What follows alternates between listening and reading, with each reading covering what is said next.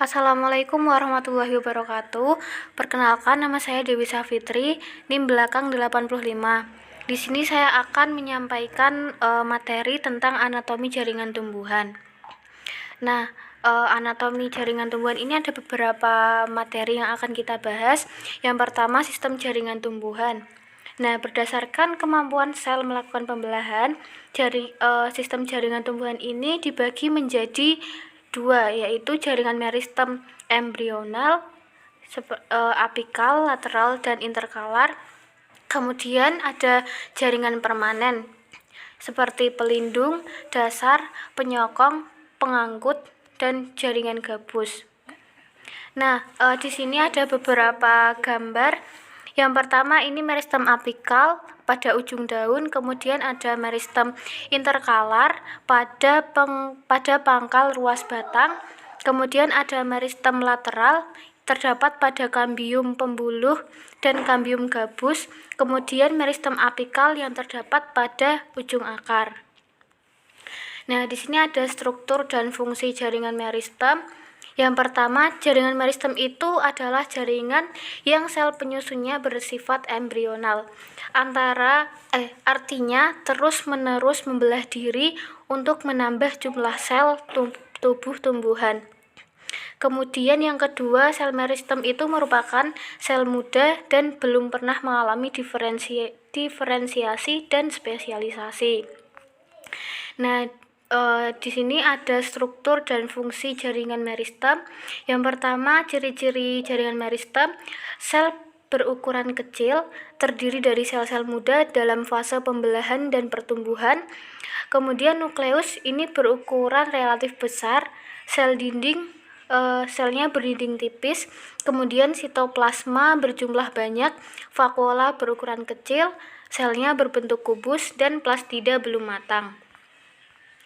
Nah, ini ada fungsi jaringan meristem. Yang pertama, sebagai jaringan penyokong pada pertumbuhan diameter batang, sebagai jaringan penyokong pada pertumbuhan meninggi pada batang dan memanjang pada akar.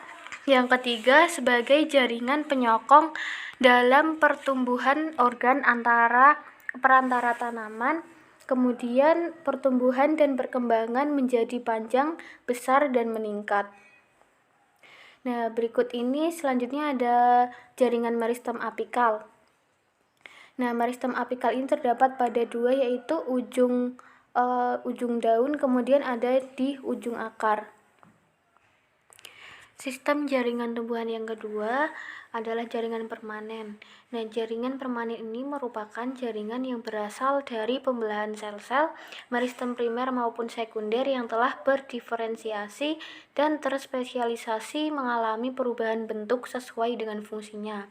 Nah, berdasarkan jumlah sel, jaringan permanen ini dibagi menjadi dua. Yang pertama, jaringan sederhana, parenkim, kolenkim, dan sklerenkim. Kemudian ada jaringan kompleks, epidermis, xilem, dan floem. Nah, menurut fungsinya, jaringan permanen ini dikelompokkan menjadi beberapa jaringan, ada 5. Yang pertama, jaringan pelindung atau epidermis, kemudian jaringan dasar, parenkim. Yang ketiga, jaringan penyokong, kolenkim dan sklerenkim. Kemudian ada jaringan pengangkut atau pembuluh, xilem dan floem. Kemudian ada jaringan gabus.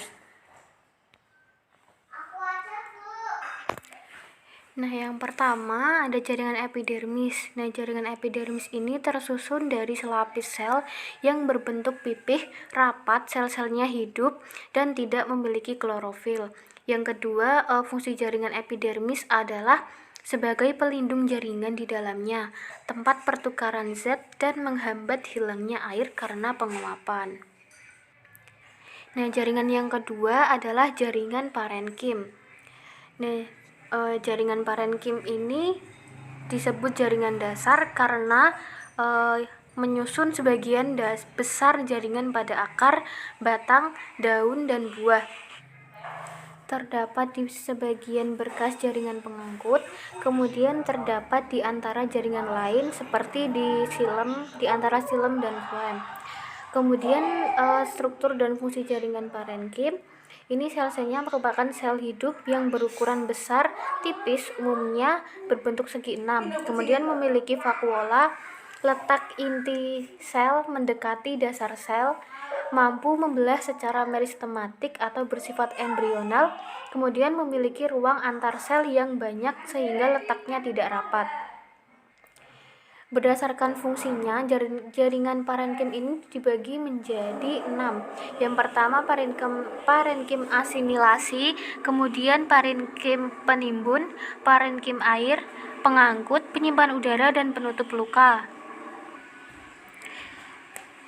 Nah, selanjutnya ada jaringan penyokong, kolenkim dan sklerenkim. Nah, jaringan penyokong ini juga disebut jaringan mekanik karena memiliki dinding sel yang tebal, kuat, mengandung lignin dan zat-zat lainnya. Zat-zat tersebut memberi sifat keras pada dinding selnya. Di samping itu, sel-selnya telah mengalami spesialisasi.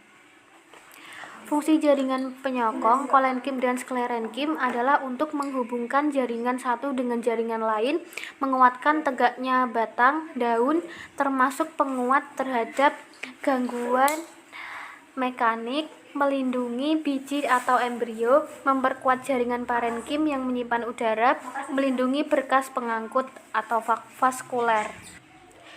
Yang terakhir ada fungsi jaringan pengangkut. Nah, ini jaringan pengangkut juga sering disebut dengan berkas vaskuler.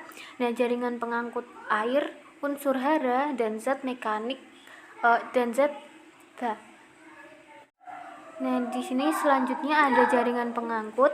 Nah, jaringan pengangkut ini sering disebut dengan berkas vaskuler. Jaringan pengangkut air, unsur hara, dan zat makanan hasil fotosintesis. Dan jaringan pengangkut ini terdiri atas silem dan floem.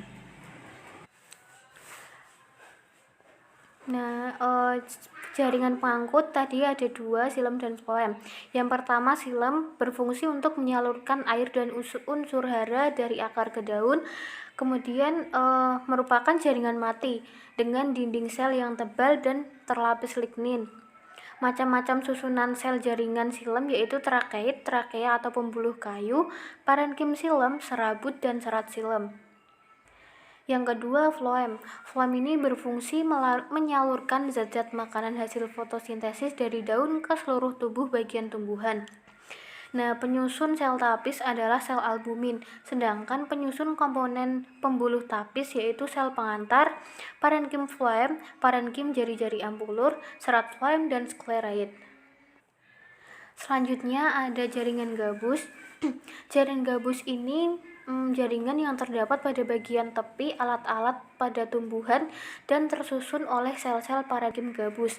Kemudian sel-selnya berbentuk kotak dan dinding selnya mengalami penebalan oleh sifat tidak tembus air. Kemudian lebih kuat daripada jaringan epidermis karena jaringan gabus mengandung suberin dan kutin. Fungsi dari jaringan gabus adalah menggantikan jaringan epidermis sebagai pelindung, kemudian mencegah penguapan, dan melindungi kerusakan mekanis dan infeksi patogen. Sekian video yang dapat saya sampaikan, semoga bermanfaat. Wabillahi taufiq wal hidayah. Wassalamualaikum warahmatullahi wabarakatuh.